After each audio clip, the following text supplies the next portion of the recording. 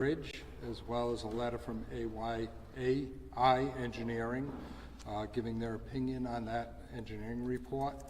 You should have two documents that have been handed out, the report and the AI letter. So if you don't have one, they'll be handed out. They're being handed out now, so you'll have those, and the entire report will be posted later today.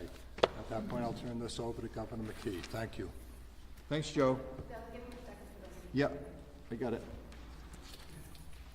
I have this, I just need a letter. Oh, okay. Thank you.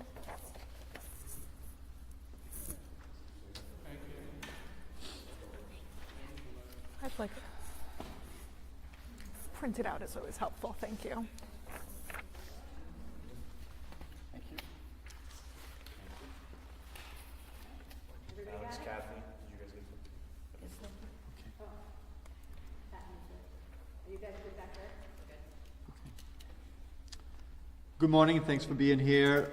And I just want to continue to reinforce that safety has always and is today the top priority regarding anything that's related to this to the Washington Bridge.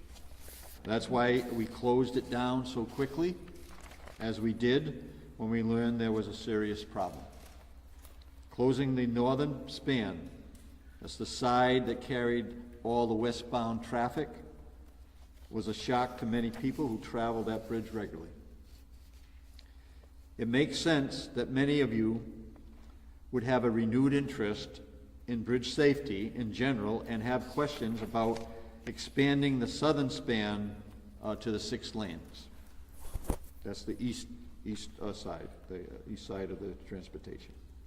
That's why when DOT initially considered putting additional lanes on the southern span to provide smoother access between East Providence and Providence, the department took numerous steps to ensure travelers' safety. Before moving forward with the idea, they made sure to get not one, but 2 outside expert opinions on whether that side of the bridge could handle the additional traffic. Those experts determined that it could. The department also increased frequency of inspections on the bridge, including inspections in April and November. We're here today to review the November inspection and put to rest any speculation about the safety of the southern span. The latest inspection report shows no significant changes between the April and November inspections, which is good news. As with an inspection of any bridge in Rhode Island, there are always areas where improvements, refreshes, and minor repairs can be made even when they do not impact the bridge's safety rating. That's the case for the latest inspection report of the eastbound span.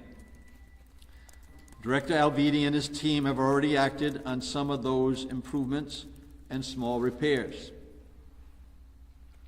So, Director, I invite you up to walk everyone through the report as well as some of the work you are doing on the southern span, and then we'll open it up to questions. Great. Thanks, Governor. So as the Governor said, we had the bridge inspected both in April and November. We've increased the number of inspections on that bridge to every 6 months. You've been handed out that inspection report or a summary of that, and the full report will be posted today on our website. The November bridge inspection report shows that the superstructure of the bridge is in good condition, as it was in April, as a matter of fact, as it has been since the bridge was built in 2008. The bridge deck was also rated in good condition, as it was in April, and as it has been since the bridge was built in 2008.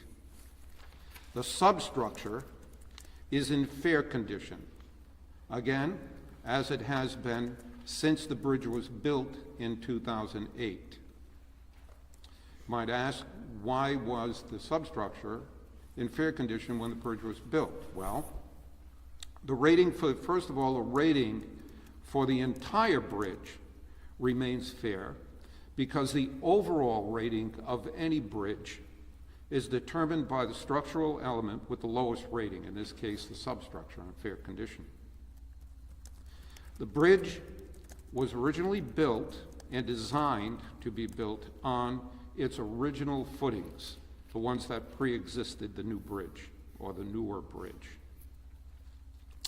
And those were rated in fair condition and remain fair. Now, bridges are often built on pre-existing pilings, as this one was. Engineers who designed that bridge determined at that time that the footings would remain in fair condition with a new bridge on them for the entire service life of the bridge. Keep in mind, we're not taking that approach with the new bridge that we'll be building for the western-bound traffic. We'll be putting in brand-new footings. We determined that we would be putting in brand-new footings for that one. In addition to the inspection report, belts and suspenders approach was taken. We asked AI engineers, a copy of which you have in your possession, AI engineers, a qualified and respected engineering company, to review that report and provide an opinion on whether their report, their original ratings report that they did for us earlier in 2024, whether or not those findings would change their original analysis that the 6-lane traffic configuration on the bridges is safe. They found that their original findings are still valid. There were no imperfections in either the April or the November report that rose to the level of concern to them. There are no changes worthy of note in the deck condition, the superstructure, or the substructure that would require them to change their original load ratings when they did their analysis. AI are experts, structural engineering experts, registered in the state of Rhode Island and in many other states in the country, and their company is also registered to perform this kind of analysis. AI was one of 2 companies that we had analyze the eastbound bridge's ability to carry the new 6-lane configuration that we put on it, and both companies found that the 6-lane configuration is safe. AI is not one of the firms in the lawsuit. We asked our maintenance division to compile a list of the deficiencies that show up in the April and the November reports, and to put a plan in place to correct them. So far, they've done many of the items in these reports. They've cleaned scuppers and drains. They've tightened bolts and nuts where called for. They've cleaned the expansion joints. They've done some deck rehab work and many other items. Some of the work is currently underway. Repair of unused temporary barrier holes in the deck, concrete deck repair, among other things that they're currently working on, and most, if not all, of the other deficiencies, such as deck sealing to seal hairline fractures, and concrete deck repair of spalls, replacing glands in some of the modular expansion joints, and replacing missing stones on the footing will be addressed during this next several months.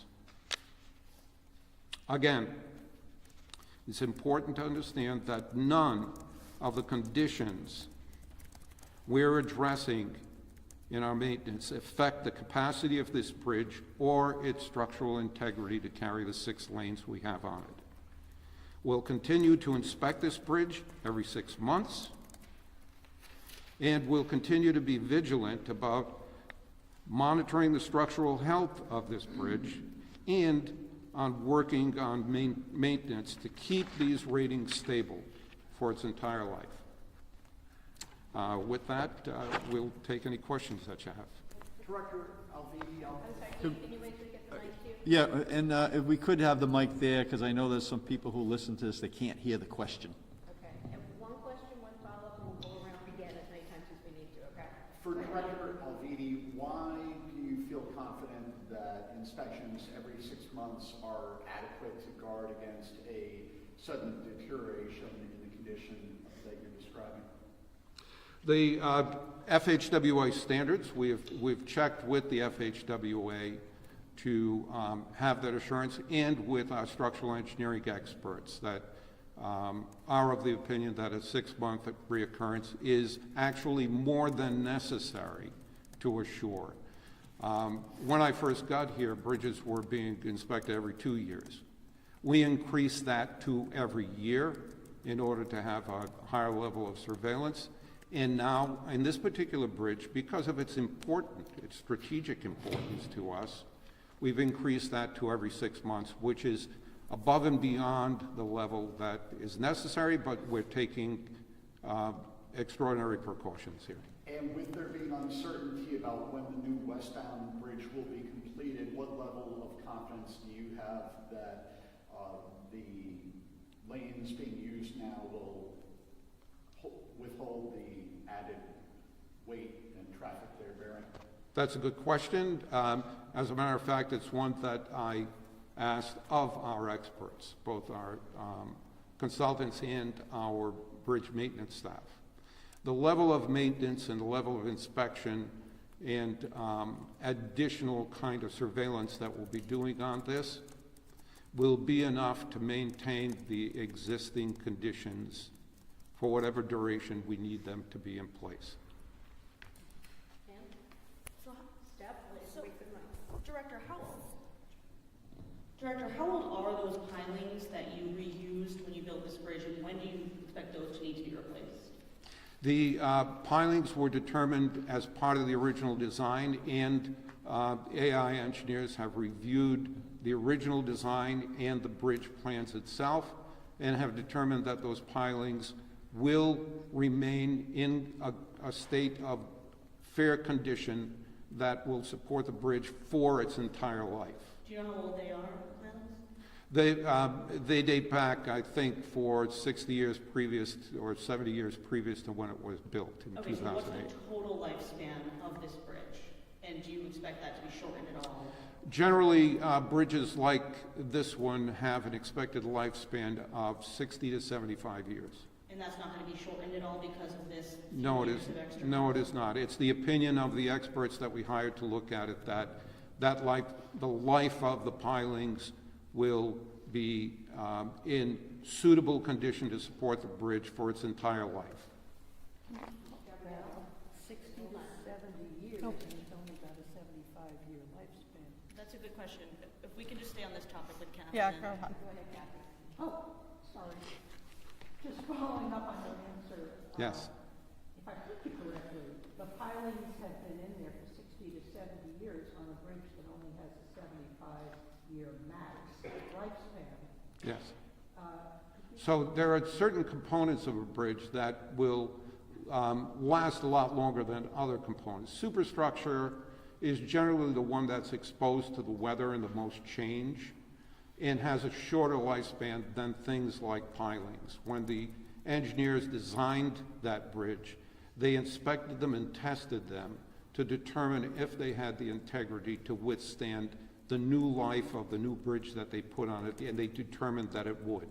But just to follow up on the logic of this, we may not see another bridge for 3 to 5 years on the other side, and this one only has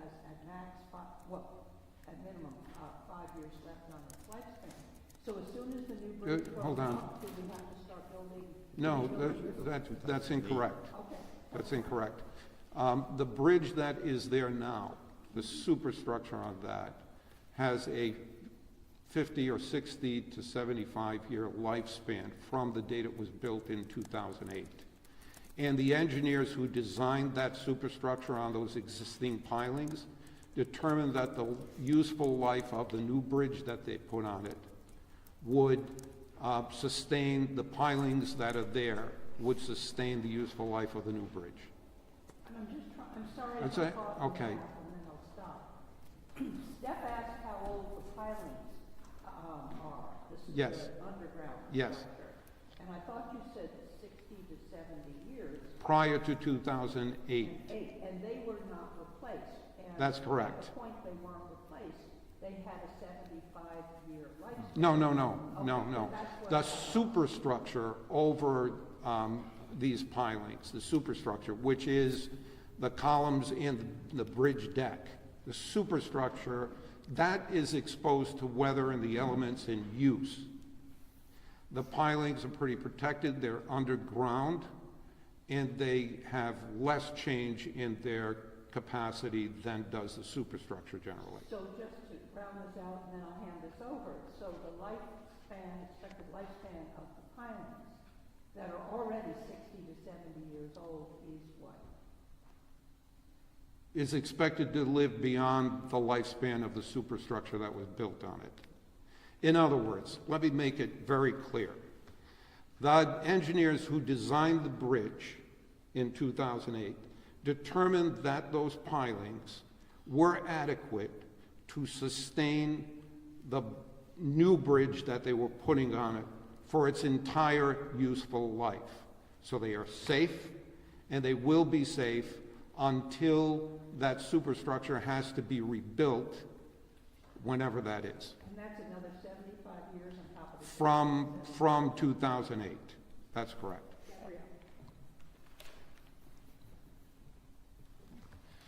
Throughout the report, there are mentions of small cracks, hairline cracks, and corrosion. Are you Yes. seeing those more frequently than you normally would because of the extra traffic? And what impact do those have on the bridge's overall safety? No, the indication is that the ratings for those elements have remained stable since 2008.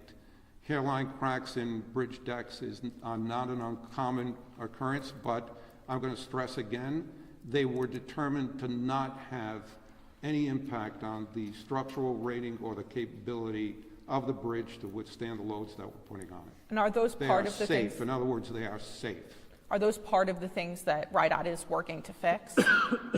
Say it again, please. Are those some of the issues that RIDOT is working to fix? So yeah, I don't know that they'll fix them, but they'll certainly over time be patching them to make sure that they don't get any bigger.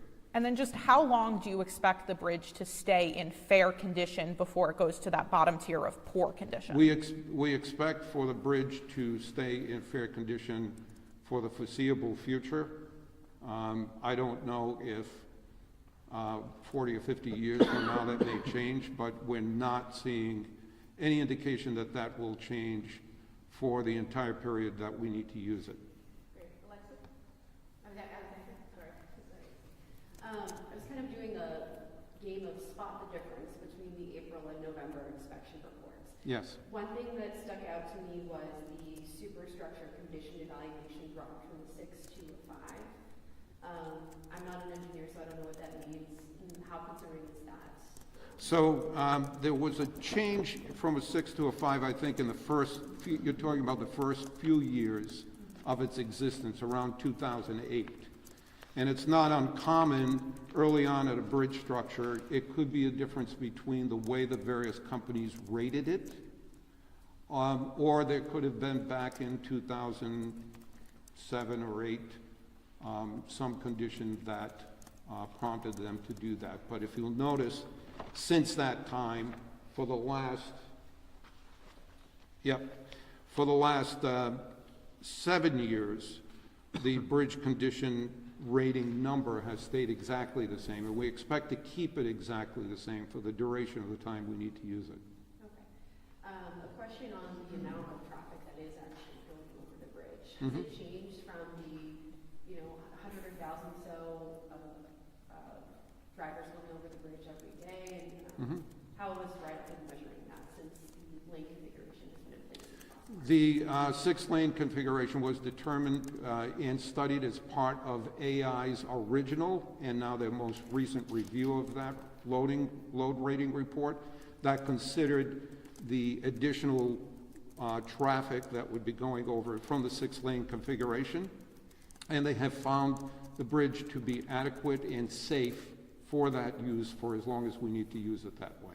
But I guess my question is, has traffic, has there been fewer people driving over the bridge as a result of maybe hesitancy to drive? No, actually, the numbers that we're looking at are about 95% of what they were pre-bridge closure. Okay. And we're expecting that, you know, with, even as a result of COVID, more people are working at home, so some of that comes from that. Some of it comes from diversion. In the meantime, during all of this, we opened the Henderson Bridge, a brand-new bridge, which some people found to be more suitable for their traveling purposes than the Washington Bridge. So some of it diverted there, and some of it diverted elsewhere. But we're back to about 95% of the total amount of traffic in both directions as it was prior to the closure of the bridge. What have we not heard from? Does anybody have a question?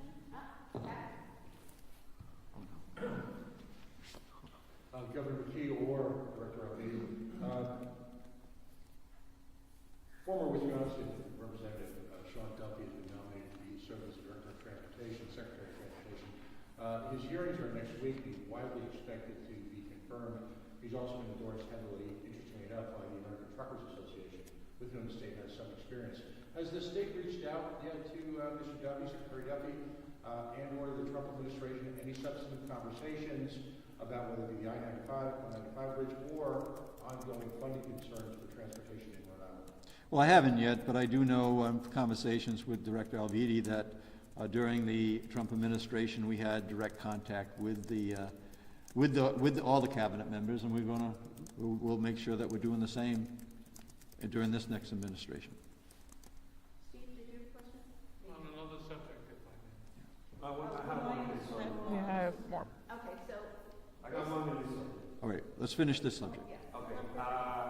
Albini. All right, take the microphone, please, Ray. Mr. Albini, in 1995 and in 2006, a railroad engineer said the pillars of the support of the bridge only have 40-year life expectancy because of what's under the bridge.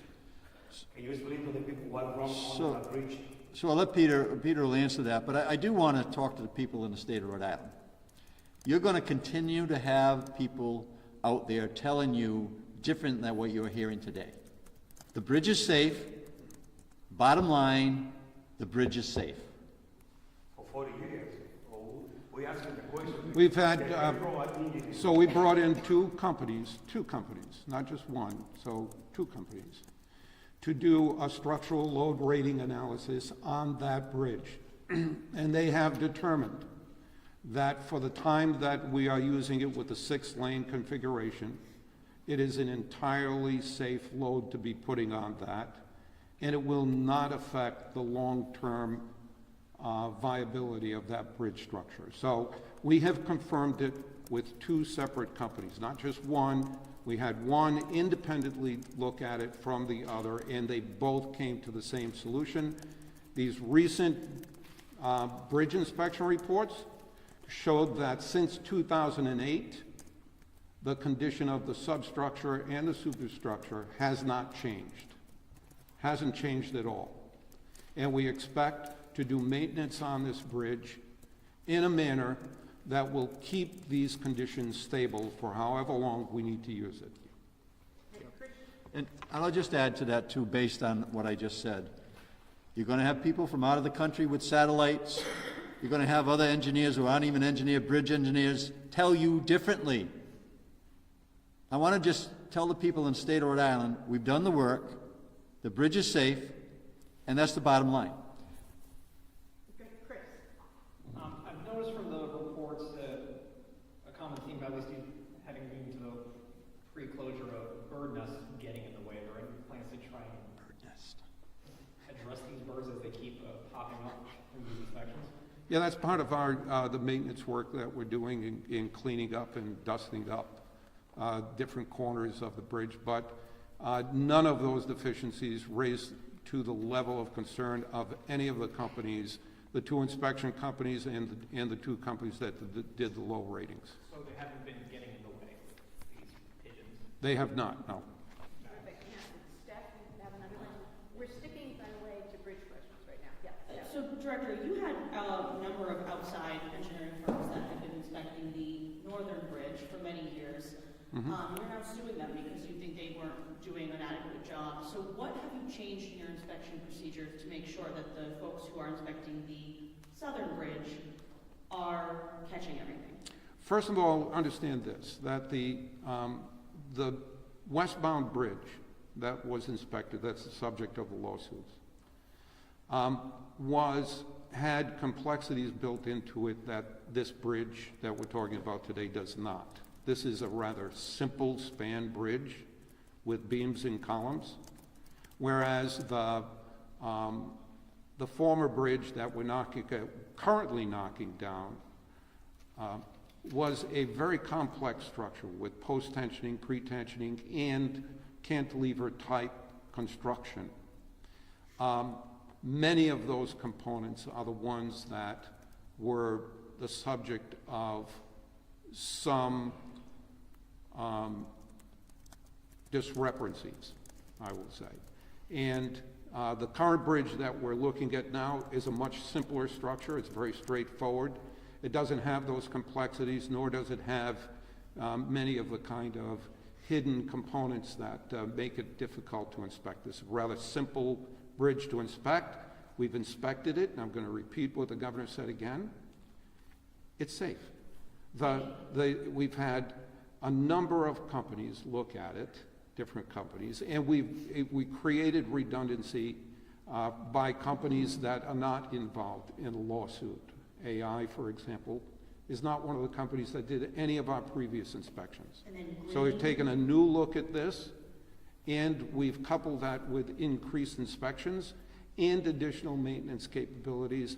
All of these things combined make that bridge not only safe now, but it will remain safe for the duration of the time that we need to use it. The other company's called Green, is that right?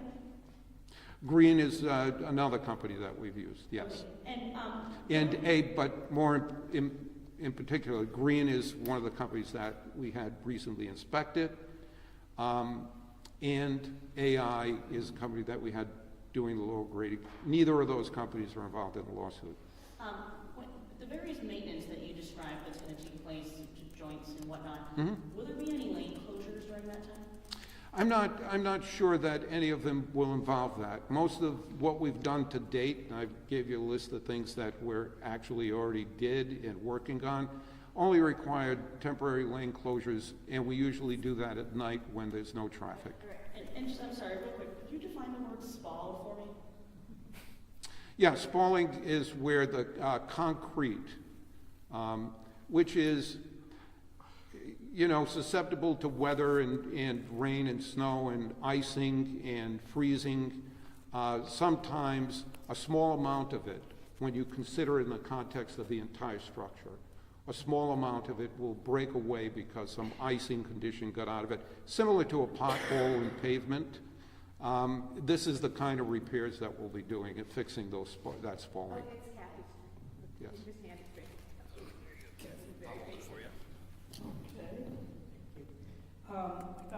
An answer partially from your answer to staff for one of my two questions, which is a company named Green did the inspection. Yes. They were not on, could you move away? Thank you. On any of the earlier inspections. Do they have a full name? Green something? Green International, I believe, is the name of the company. And then AI came in and inspected it the second time or reviewed Green's findings? No, AI came in and we had them actually do a structural analysis on the load-bearing capacity of the bridge to determine whether or not the 6 lanes of traffic we're putting on it were proper and safe to be putting on it, and they determined that it was. They did an extensive analysis on the bridge, and now we have them come back and review the 2 inspection reports that we just got from Green and another company to determine whether there's anything in those inspection reports that would cause them concern over their original load rating, and they said no. Their load rating and their analysis stays the same, the bridge is safe, and it will carry the traffic that we're currently putting over And it. the second company's second report, was that done earlier, or was that? One was in April and one was in November. Which leads me to my question. Something was installed, I believe in December, to monitor loads on the bridge. Mhm. This report stopped dead in time in November. So are there reports that say anything different? No. From the new equipment you put up? And what exactly is the new equipment measuring? The new equipment that we're putting up is another layer. So we have belts and suspenders, and now we're putting another pair of suspenders on this whole thing to create a triple layer of protection and surveillance and monitoring of the health of this.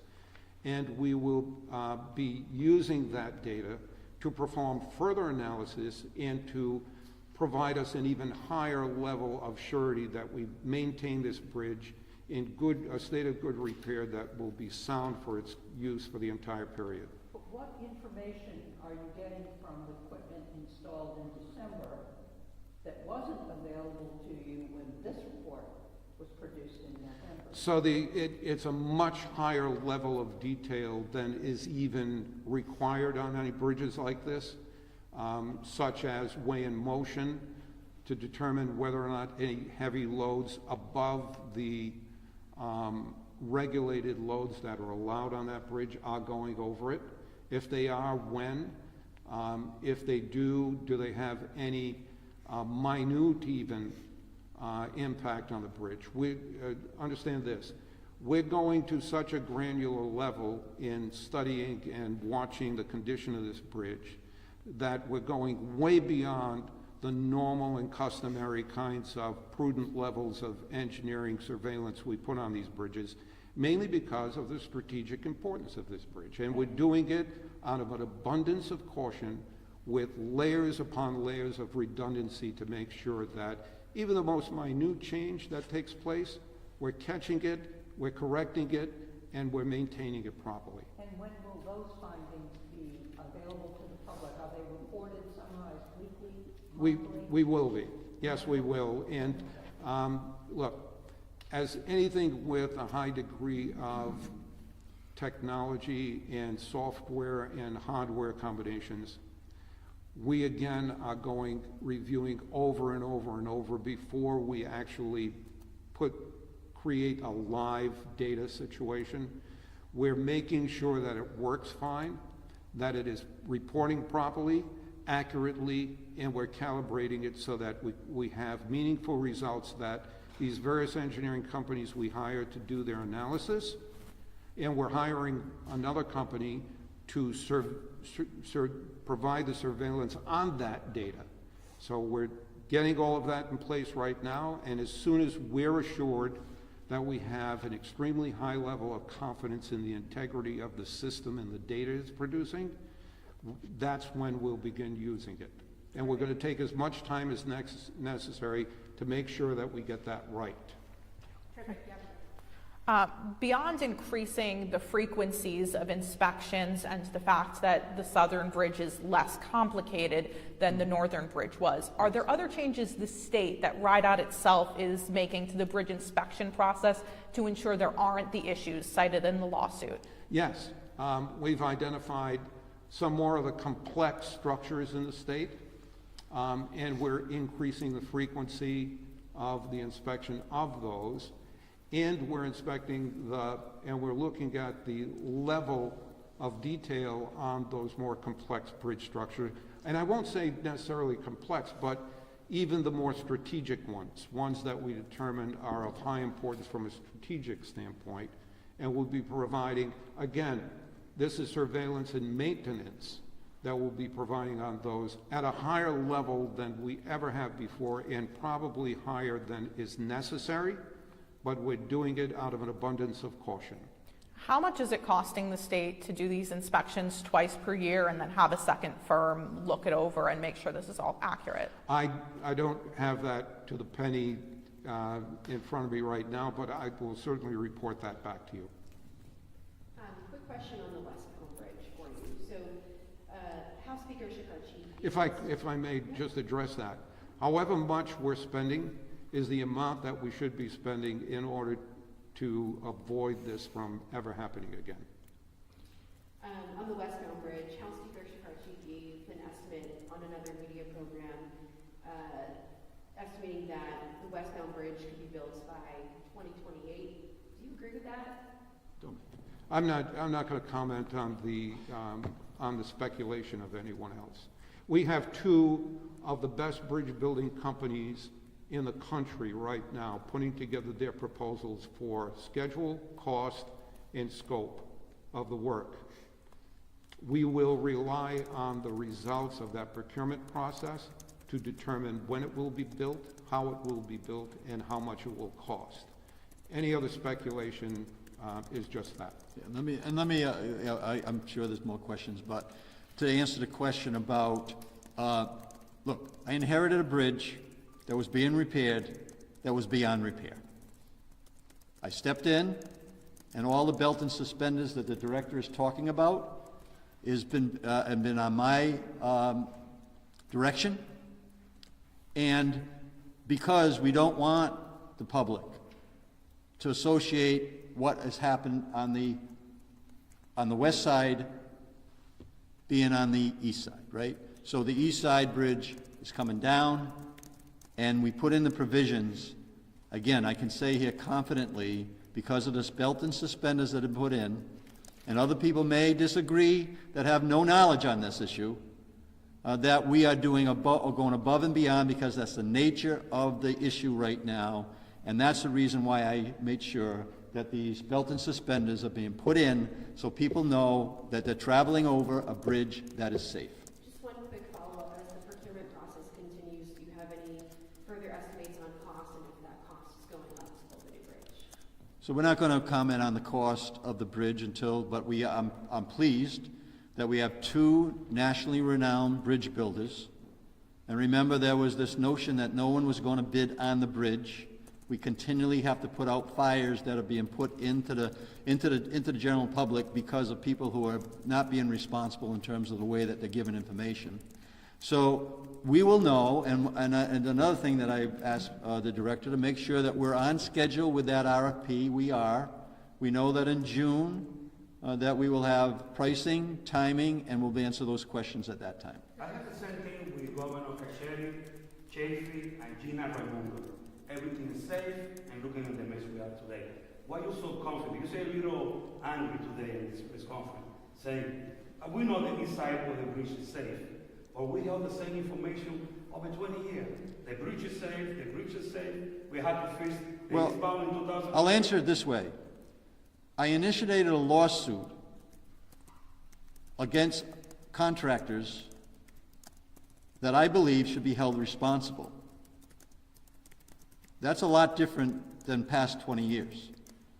What we're doing today is we're directing DOT to make sure that we can answer your questions, which we have, and we have a backup to virtually every question that people out of the country with satellites and out of state, that are giving information, that is giving the wrong information to the people that travel over that bridge. But my question is, why Gina Raimundo said to us in this room years ago that the bridge was fine? I can't answer that, and I don't know, but my action said we're going to hold the people accountable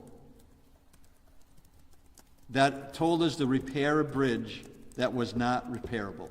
And as soon as I learned that on March 14th, we made the announcement that the bridge is coming down and we're going to rebuild a new bridge. Great. So last question about the bridge, Kathy, and then I'm going to let these guys go. You have questions about, I'm sorry, the bridge question? Go ahead. Simple one. You have now several times referred to people who are not being responsible, putting out irresponsible and incorrect information. Who are you talking about? I'm talking about people who live out of the state, people who have satellites out of the country that are trying to give the impression that the bridge that is being used is not safe. That's irresponsible. Anyone here in Rhode Island? I'm not, I'll stop with those two because that's what's getting a great deal of the coverage. And you had a question, we're done with bridge questions, we're gonna, hold on, we're gonna let, Director Almeida and, Mr. Almond move aside. If you have questions that are separate from the bridge, we're gonna do a gag period and come over, okay? Go ahead, Almond. I don't mind taking it right here. It's easier taking it right here. They have to reset up and everything else. So I'll take it right here. Sorry about that. Did you, by the way, I'm still waiting for those encampments that you talked about, so give me the information. I actually inspected 2 since we talked that had like 1 person at it, on Saturday night and Sunday. So here's, I'll just respond to that. Will you be willing to do that without the state police, the Woonsocket police, who, in the case of the Woonsocket police, brought you, created all sorts of chaos? Governor, if you want to go down that road, I will tell you from personal experience, because I run a nonprofit that services homeless encampments. I'm out 2 or 3 days a week. You're not welcome there. And you're not welcome there because of the chaos that you bring to people's lives.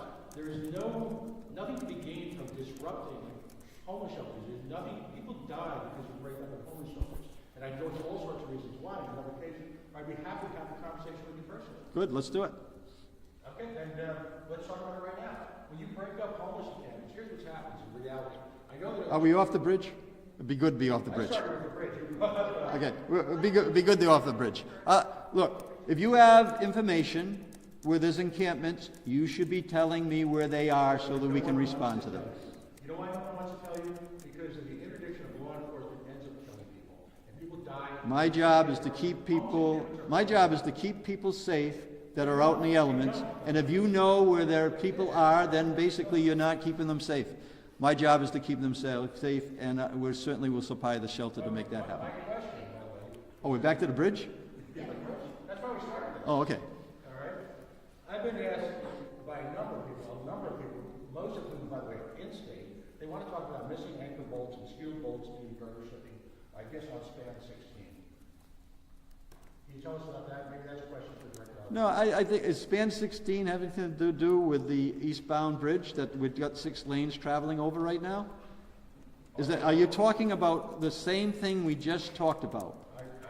I am putting in measures, and then anybody who comes up with things that has to do with that is unsafe is not being honest. So I would answer that question by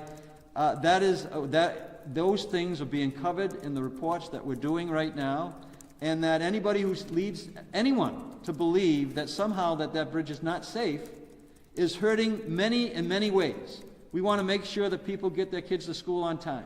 We want to make sure that they get to work on time. We want to make sure that we're doing everything we can so that when they travel home, that they're at home with their families having dinner with them on time. So anything that kind of disrupts that hurts the economy. It hurts the people's schedules each and every day that they rely on, and we're doing everything we can to make sure that we are making sure that travel time is as convenient as possibly can be during the current situation. I still think I'd like to give a chance for these folks, thank you. I'd like to give a chance for you Yeah, guys to. they can take off. Yeah. Just stay there. Don't go to the side. I'm going to stay right here. Yeah, you'd have to reset everything up. This is fine. You know, the Tren de Aragua is coming to Woonsocket. A lot of people from Venezuela, the bad boys are in Rhode Island. I don't know what Pike's talking about, because when the police go to this encampment, they always say, we're coming in peace. I've been with you in a couple of encampments. I go all the time with the police department. I mean, I don't think that they're afraid of the police. The inspection, I'm doing my job, being out, getting my feet on the ground, going to any encampments that I can find that people expressing a need for help. Mayor Beauchamp and I have been talking about this. He's the mayor of Woonsocket, and he wants us to be in there. He wants us to be talking to the people who are being impacted, and we want to make sure that we're doing everything we can for the people who want to go inside and shelter during the cold weather, have that opportunity to do that, and that's exactly what we're working on. Governor, Prospect Medical Holdings filed for bankruptcy within the last few days. If state money is needed to keep Roger Williams Medical Center and Our Lady of Fatima Hospital open, would you support that? Yeah, all options are open. We've got to make sure that those 2 hospitals are open, stay open, and then when they transition to new ownership, that the services they provide are important to the state of Rhode Island. We need to make sure that we are, assisting in any way that we can. Steve, you had a question? Indeed, Governor, thank you. No doubt we want to get back to putting the finishing touches on your state of the state address. What can you tell us about it? Well, I think the preview is that I'm going to be speaking to the people who love this state. I'm going to be speaking to the people that have a great deal of pride in their communities, and I'm going to be asking them for help to move our 2030 plan forward and keep the momentum going that we have in the state of Rhode Island. Thank you. Thanks, everybody. Thank you. Wait, oh, I'm sorry. Going to touch on any of these other subjects? Washington Bridge, homelessness, the prospect of Okay. buildings in your state of the I thought you had your question, Steve. Fine. What if you have some other questions? I'm happy to stand here and take them. People who love the state, I mean, that's a little broad. No, I don't think it is. I think that there are many, many people that really love this state, that want to make sure that we're doing everything we can to raise our outcomes in our schools, to raise our incomes, to make sure that we're healthier. And we have a path that we're encouraging everyone that is interested in helping our state move in the right direction to partner in with us. We've heard that in each of your speeches. And it's happening, and tonight will certainly show that the pipeline that we started to fill a few years back is starting to show results, and in many ways, whether it's in the life science, the cybersecurity, the housing, the list goes on and on. So yes, it takes time, Steve, to when you start a project.